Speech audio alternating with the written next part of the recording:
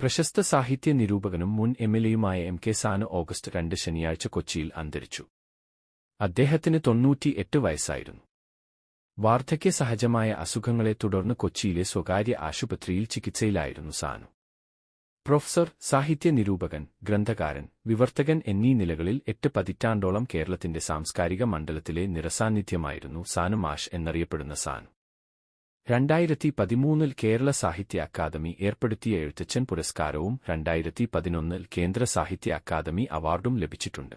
ശ്രീനാരായണഗുരുസ്വാമി, സഹോദരൻ അയ്യപ്പൻ, ചെങ്ങമ്പുഴ കൃഷ്ണപിള്ള എന്നിവരുടെ ജീവചരിത്രങ്ങൾ ഉൾപ്പെടെ 36 പുസ്തകങ്ങൾ അദ്ദേഹം എഴുതിയിട്ടുണ്ട്.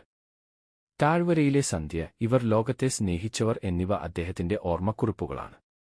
1987 ഇടതുപക്ഷ പിന്തുണയുള്ള സ്വതന്ത്ര സ്ഥാനാർത്ഥിയായി അദ്ദേഹം നിയമസഭാ തിരഞ്ഞെടുപ്പിൽ മത്സരിക്കുകയും എറണാകുളം നിയോജകമണ്ഡലത്തിൽ നിന്ന് വിജയിക്കുകയും ചെയ്തു.